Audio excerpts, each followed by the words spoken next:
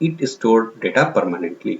रोम के अंदर में जो डेटा स्टोर किया जाता है वो स्थायी तौर पे रहता है। नोट में देखते हैं, नोट में दिया हुआ है volatile means it will delete all the data stored in it if the power of computer goes off and vice versa। volatile का मतलब होता है कि इसके अंदर जो भी डेटा स्टोर किया रहेगा वो डिलीट हो जाएगा अगर पावर, कंप्यूटर का पावर ऑफ हो जाता है तो, या वाइस वर्सा, या उल्टा। Secondary memory. Secondary memory is also known as auxiliary memory. Secondary memory को ऑक्सिलरी मेमोरी भी बोलते हैं, सहायक मेमोरी भी बोलते हैं। It is used for storing data और प्रोग्राम्स ऑन अ टेम्पोररी और परमानेंट बेसिस। इसका इस्तेमाल डेटा या प्रोग्राम को स्टोर करने के लिए होता है, स्थायी तौर पे या अस्थायी तौर पे, अस्थायी तौर पे या अस्थायी तौर पे। Secondary memory refers to storage devices. Secondary memory ज्यादातर जो डेटा को स्टोर करने वाले डिवाइस होते हैं उनको कहा जाता है। It may also refer to removable storage media. इसको जो रिमूवेबल, जो कंप्यूटर से बाहर निकाल सकते हैं, हटा सकते हैं, ऐसे स्टोरेज मीडिया को भी बोलते हैं, such as USB flash drive.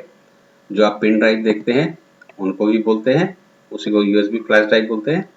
CD, जो सीडी गोल गाना वाना सुने, मूवीज वगैरह देखने के लिए गोल डिस्क टाइप का जो रहता है प्लेट, उसको सीडीज बोलते हैं, कॉम्पैक्ट डिस्क। तो उसको भी हम लोग सेकेंडरी मेमोरी बोलते हैं। डीवीडी, डीवीडीज को भी सेकेंडरी मेमोरी बोलते हैं।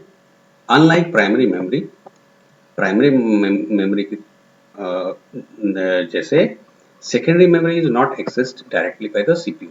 सेकेंडरी मेमोरी को सीपीयू डायरेक्ट मतलब सीधे तौर पे एक्सेस नहीं करता है। Instead data access from secondary memory is first loaded into RAM. इसके जगह पे क्या होता है कि डेटा जो है सेकेंडरी मेमोरी का वो पहले रैम में लोड होता है and is then send to the processor. उसके बाद वो प्रोसेसर को भेजा जाता है। The RAM plays an important intermediate role. RAM का जो यहाँ इस्तेमाल होता है वो बहुत ही महत्वपूर्ण मध्यस्थ का काम करता है, since it provides much faster data access speeds. इसलिए जबकि ये ज़्यादा तेज गति प्रदान करता है डेटा एक्सेस के लिए और स्पीड देता है then secondary memory. Secondary memory से ज़्यादा ये तेज डेटा स्पीड जो होता है ट्रांसफर उसको प्रोवाइड करता है RAM. By loading software programs and files into primary memory, software programs और फाइल्स को प्राइमरी मेमोरी में लोड करके computers can process data much more quickly. Computer data को प्रोसेस कर सकते हैं बहुत जल्दी से।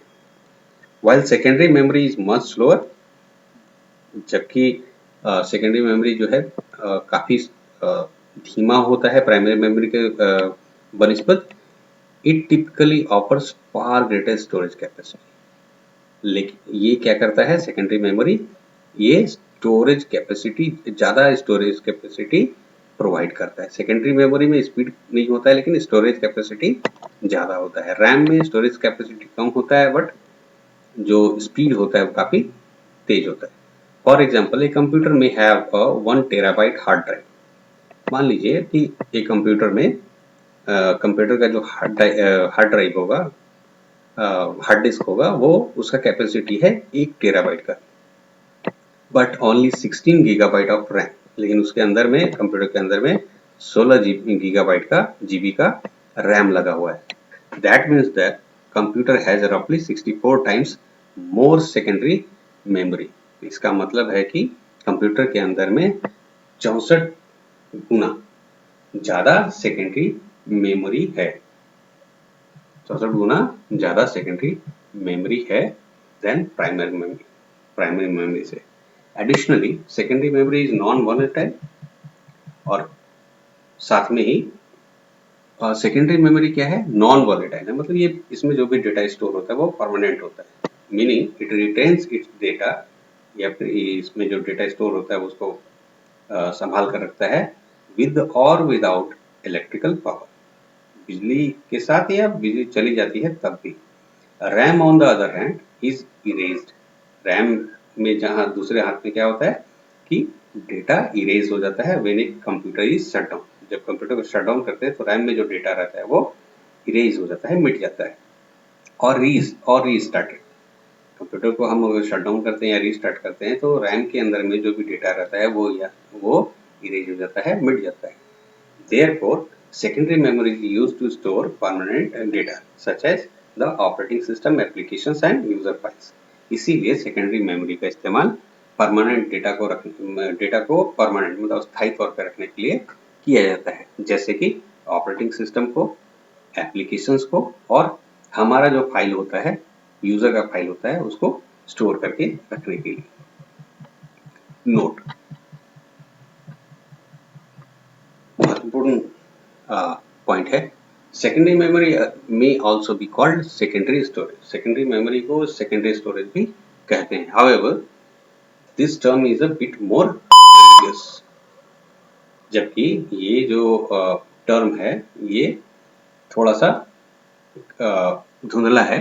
Since internal storage devices are sometimes called primary storage device, क्योंकि जो अंदरूनी स्टोरेज डिवाइसेस जो होते हैं कंप्यूटर कैबिनेट के अंदर में, जो इंटरनल स्टोरेज डिवाइसेस होते हैं उनको साधारणतया प्राइमरी स्टोरेज डिवाइस ही कहते हैं। Output unit, an output device is any piece of computer hardware, एक आउटपुट डिवाइस जो होता है कंप्यूटर का कोई भी ऐसा हिस्सा हो सकता है,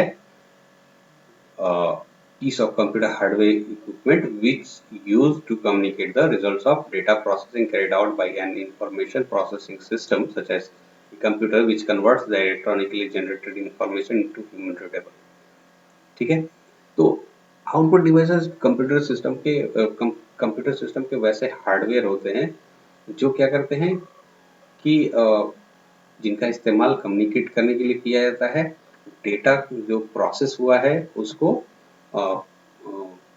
कन्वर्ट किया जाता है इलेक्ट्रॉनिकली, और उसके बाद उसको इलेक्ट्रॉनिकली कन्वर्ट करके ह्यूमन रीडेबल मतलब इंसान को पढ़ने लायक इंफॉर्मेशन में बदलने के लिए। The information shown on display device is called soft copy, computer पे जो डिस्प्ले पे मॉनिटर पे दिखता है उसको हम लोग सॉफ्ट कॉपी बोलते हैं। कंप्यूटर के डिस्प्ले पे जो सूचना दिखता है उसको हम लोग सॉफ्ट कॉपी बोलते हैं। You can also obtain information from a computer on a physical medium such as paper। आप इस सूचना को जो कंप्यूटर पे प्राप्त करते हैं उसको हम लोग फिजिकली भी मतलब पेपर पे, कागज पे भी ले सकते हैं। ट्रांसपेरेंसी फिल्म जो होते हैं उस पर भी ले सकते हैं with the help of a printer के मदद से। Printer information is called hard copy, जब पेपर पे वही सूचना आता है तो उसको हम लोग हार्ड कॉपी कहते हैं। जब वो मॉनिटर पे रहता है तो उसको सॉफ्ट कॉपी बोलते हैं, अगर वो पेपर पे आ जाता है सूचना तो उसको बोलते हैं hard copy. Now let's learn about a few more output devices. आइए कुछ और आउटपुट डिवाइसेस के बारे में हम लोग पढ़ते हैं। Liquid crystal display projector, LCD। LCD screen के बारे में बहुत ज़्यादा आजकल सुनने को मिल रहा है। An LCD projector is a type of video projector for displaying video, images or computer data on a screen or other flat surface। ये LCD प्रोजेक्टर जो है ये एक तरह का वीडियो प्रोजेक्टर होता है जो क्या करता है, वीडियो डिस्प्ले करने के लिए, इमेज को डिस्प्ले करने के लिए या कंप्यूटर के डेटा को डिस्प्ले करने के लिए इस्तेमाल में लाया जाता है। या तो वो स्क्रीन पे डिस्प्ले कर सकता है या कोई और समतल सतह पे डिस्प्ले कर सकता है। It is a modern equivalent of the slide projector, ये एक तरह से स्लाइड प्रोजेक्टर के बराबर ही है और ओवरहेड प्रोजेक्टर या ओवरहेड प्रोजेक्टर के बराबर माना जाता है या बराबर है। It is used for showing power point presentations in various organisations. इसका इस्तेमाल बहुत सारे संगठनों में पावर पॉइंट पे प्रेजेंटेशन बनाकर दिखाने के लिए भी किया जाता है। Plotters, these are the output devices used for making high quality graphics। Plotters का इस्तेमाल बहुत ही हाई क्वालिटी के जो पिक्चर वगैरह होते हैं, ग्राफिक्स होते हैं, उनके लिए किया जाता है। चार्ट्स बनाने के लिए किया जाता है। डायग्राम्स, मैप्स, मानचित्र वगैरह बनाने के लिए यूज किया जाता है। Plotters use an ink jet और ink pens to create the desired output on paper. Plotters में इंक जेट या इंक पेन का इस्तेमाल किया जाता है ताकि हाई क्वालिटी के आउटपुट्स पेपर पे निकाले जा सके। These are several types of plotters available. There are several types of plotters available. बहुत सारे आज के समय में बहुत सारे plotters available हैं मार्केट में। The two basic types of plotters are discussed here. यहाँ पे दो तरह के plotter पे चर्चा की गई है। फ्लैटबेड प्लॉटर, ये प्लॉटर का पिक्चर था, ये फ्लैटबेड प्लॉटर है। A flatbed plotter is a mechanical device। एक मैकेनिकल डिवाइस है flatbed plotter that draws objects on paper, जो कि पेपर के ऊपर चीजों को बनाता है by moving in horizontal and vertical direction. ये हॉरिजॉन्टल और वर्टिकल ये दोनों डायरेक्शन पे मूव करके चीजों को बनाता है, वस्तुओं को बनाता है पेपर पे। The size of the drawing is usually dependent on how big the flatbed is. ये जो ड्राइंग बनता है उसका आकार जो है कितना बड़ा होगा वो डिपेंड करता है कि फ्लैटबेड कितना बड़ा है। The plotter is used by architects in drawing. Plotter का इस्तेमाल आर्किटेक्ट्स के द्वारा किया जाता है, जो निर्माण करते हैं, बिल्डिंग वगैरह बनाते हैं आर्किटेक्ट्स, उनके द्वारा किया जाता है। इन ड्राइंग ह्यूज बिल्डिंग प्लान्स, बड़े बड़े बिल्डिंग के प्लान्स बनाने में आर्किटेक्ट लोग करते हैं ड्यूरिंग कंस्ट्रक्शन, निर्माण के समय में।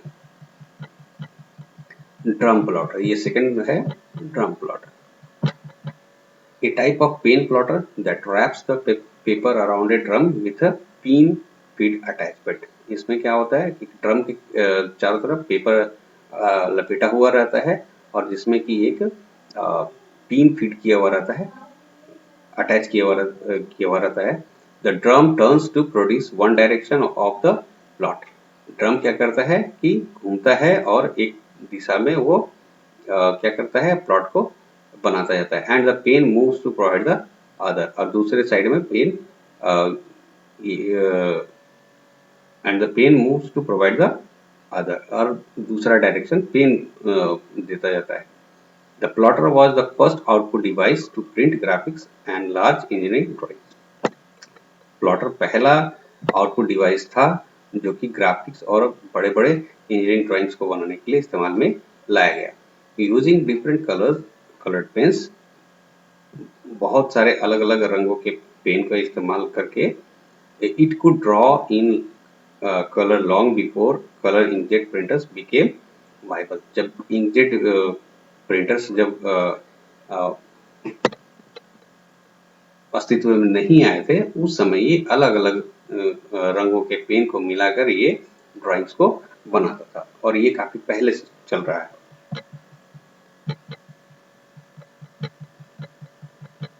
Categorisation of software. Software is a term for a set of instructions. Software क्या है? ये सर सॉफ्टवेयर का वर्गीकरण क्या है? Software is a term for a set of instructions. Software का मतलब होता है कि सूचनाओं का एक सेट, ठीक, निर्देशों का एक set, which makes a computer to perform a task, जो कंप्यूटर को एक काम करने में मदद करते हैं। The set of instruction are commonly known as program. और ये जो निर्देशों का एक सेट है, निर्देशों का सेट है, उसको ही साधारण तौर पे हम लोग प्रोग्राम बोलते हैं। Without it computers can not do any operations. इन निर्देशों के बिना या प्रोग्राम के बिना कंप्यूटर काम नहीं कर सकता। Software is classified broadly into two groups. Software को दो भाग में बांटा गया है। एप्लीकेशन सॉफ्टवेयर जो किसी खास काम को करने के लिए बनाए जाते हैं, application software which includes normal utility applications, जिसके अंदर में साधारण काम करने के लिए होते हैं applications like Microsoft Word. Letter type करने के लिए माइक्रोसॉफ्ट का एक प्रोडक्ट है जिसको बोलते हैं MS word, Microsoft word, power point, presentation वगैरह बनाने के लिए पावर पॉइंट का यूज करते हैं, etc. That interacts and performs user specific task. और ये क्या करता है, इंटरेक्ट करता है और परफॉर्म करता है कुछ विशेष तरह के कामों को। And system software such as operating system, application software के अलावा एक और तरह का सॉफ्टवेयर होता है सिस्टम सॉफ्टवेयर, जैसे कि operating system which interacts directly with the hardware, जिसका काम होता है हार्डवेयर के साथ डायरेक्ट इंटरेक्ट करना to make the system work. System को सही तरीके से चलाने के लिए हार्डवेयर के साथ डायरेक्ट इंटरेक्ट करता है। And also provide a platform for other application to work, और ये आधार प्रदान करता है दूसरे एप्लीकेशन सॉफ्टवेयर को काम करने, सही तरीके से काम करने में। Key term: the CPU has three components which are responsible for different functions. CPU के तीन पार्ट्स होते हैं, कंपोनेंट होते हैं जो सही तरीके से काम करने में मदद करते हैं। एक है ALU, CU एंड MU, इसके हम लोग पढ़ चुके हैं ऑलरेडी। अब आते हैं system software.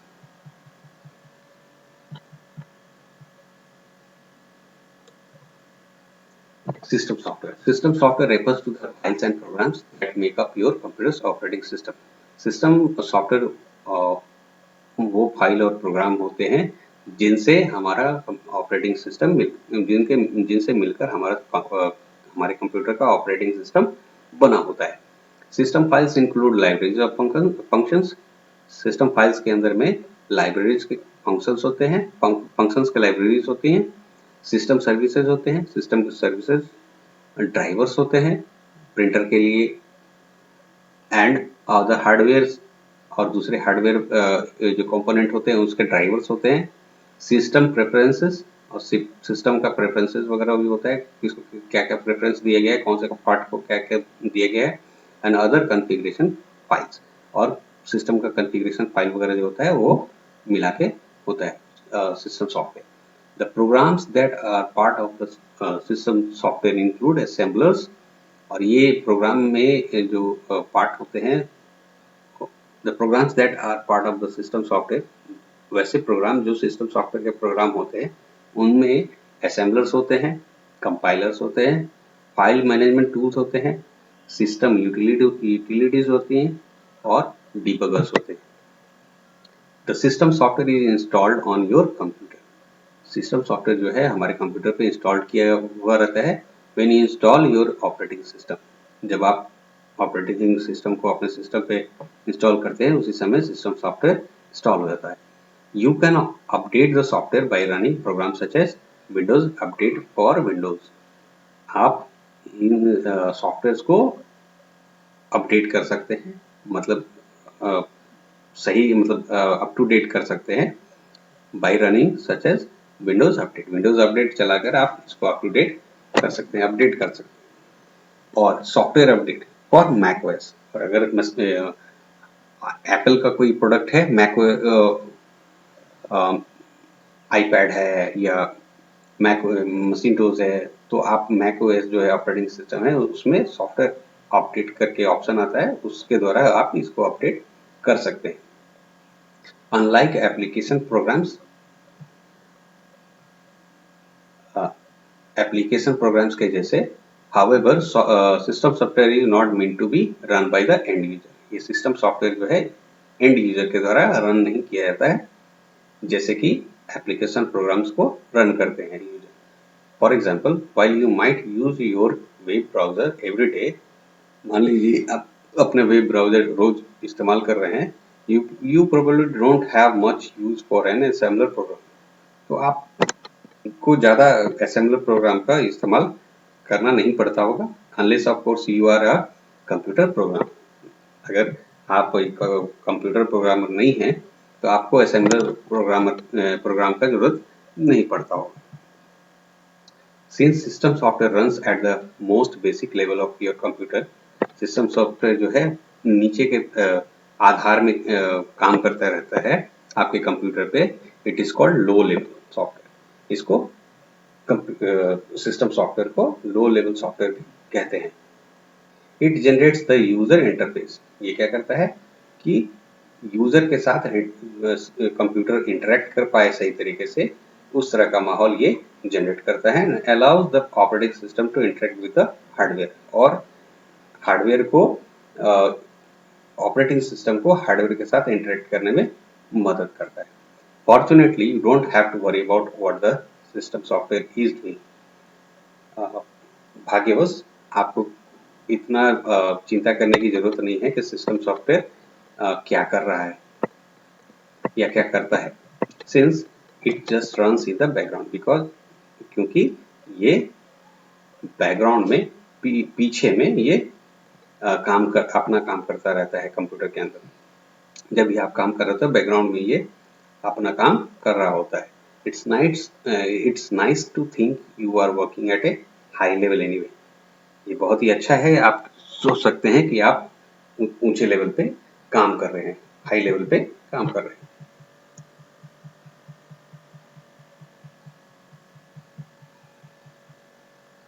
System software controls the internal computer operations.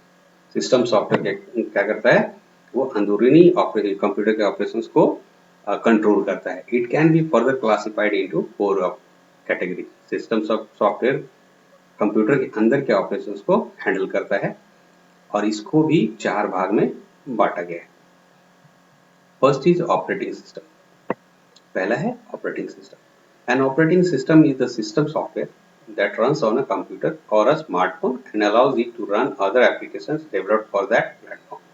Operating system का काम, ऑपरेटिंग सिस्टम जो है एक तरह का सिस्टम सॉफ्टवेयर है जो क्या करता है, कंप्यूटर या स्मार्टफोन पे रन करता है और ये अलाउ करता है कि दूसरे एप्लीकेशन सॉफ्टवेयर जो है उस प्लेटफॉर्म के लिए बनाए गए हैं वो भी सही तरीके से उस पर काम कर सके।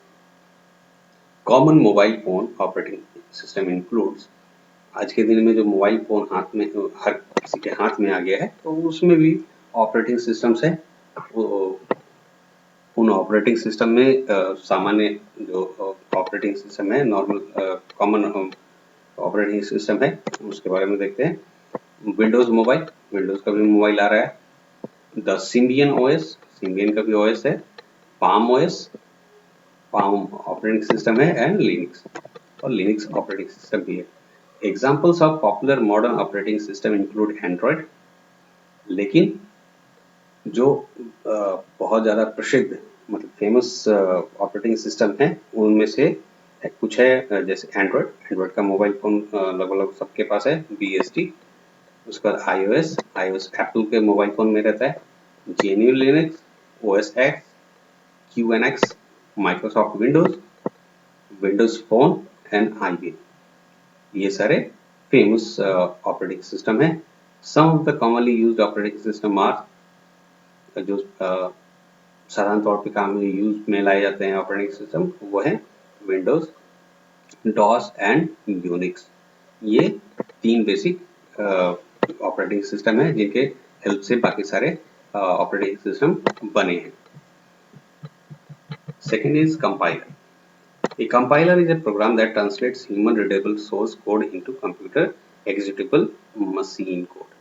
ये एक तरह से क्या है कि कंपाइलर हमारे इंसान के द्वारा जब पढ़े जाने वाले सोर्स कोड होते हैं, प्रोग्राम होते हैं, उसको कन्वर्ट करता है कंप्यूटर की भाषा में, उसको कंप्यूटर पे एग्जीक्यूट होने वाले मशीन कोड पे कन्वर्ट करता है। इंसान के सोर्स कोड को जो इंसान पढ़ सकता है उस सोर्स कोड को कन्वर्ट करता है कंप्यूटर के ऊपर में सही तरीके से काम कर एग्जीक्यूट होने वाला या काम करने वाला machine code. To do this successfully, इसको सही तरीके से करने के लिए the human readable code must comply with the syntax rules of whichever programming language it is written in.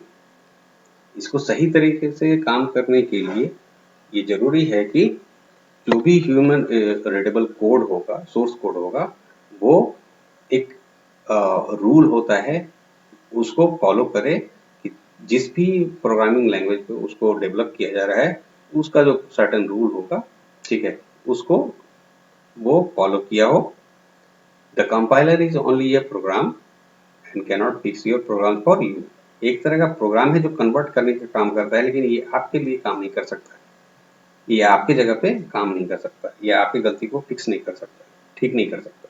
If you make a mistake, अगर आप एक गलती करते हैं, you have to correct the syntax, आपको इस सिंटेक्स को सही करना पड़ेगा, और इट वोंट कंपाइल, या फिर ये काम नहीं करेगा, जो भी प्रोग्राम हम लिख रहे हैं वो काम नहीं करेगा। Interpreter, this is a fast far faster process, ये काफी तेज प्रोसेस होता है। It helps novice programmers edit and test their code quicker than using a compiler. ये क्या करता है कि नए नवसिखुए प्रोग्रामर जो होते हैं उनको एडिट करने और अपने प्रोग्राम को, अपने कोड को तेजी के साथ टेस्ट करने में और उसको कंपाइल करने में मदद करता है। The disadvantage is that interpreted programs run much slower than compiled programs. Interpreted program जो होते हैं वो काफी स्लो होते हैं कंपेयर करने अगर उनको तुलना करें compiled प्रोग्राम से। As much as 5 to 10 times slower as every line of code has to be reread.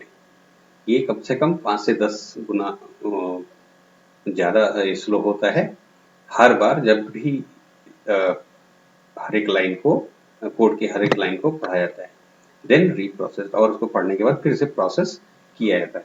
For example, basic has an interpreter as a translator. Basic एक प्रोग्रामिंग लैंग्वेज है, उसके अंदर में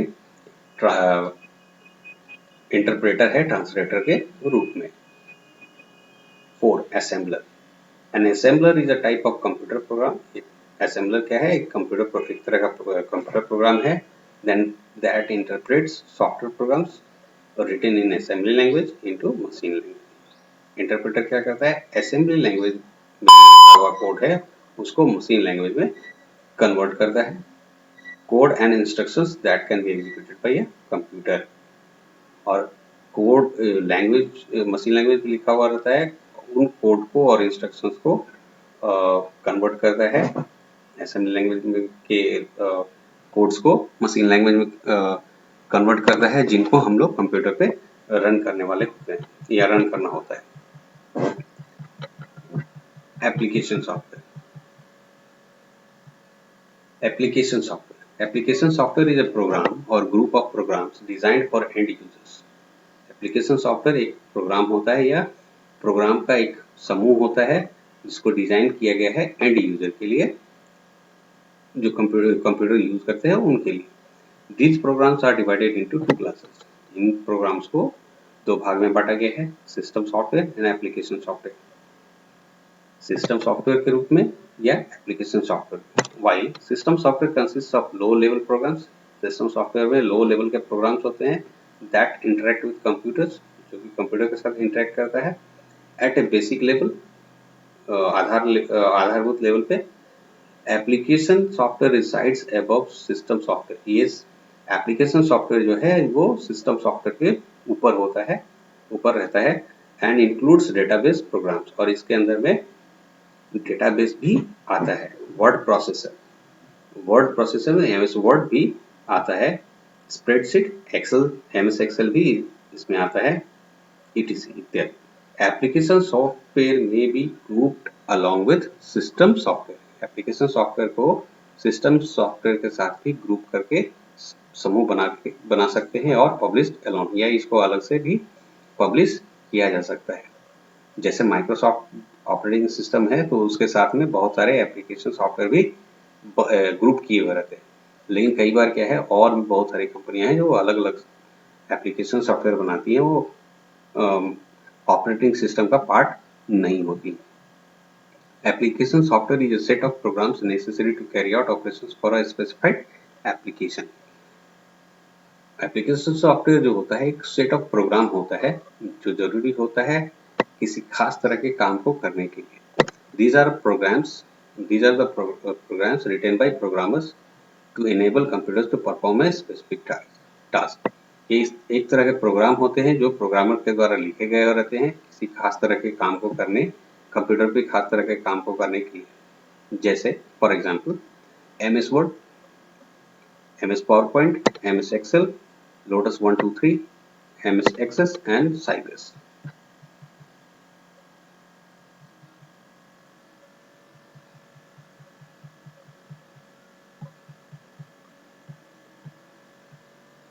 Utility software.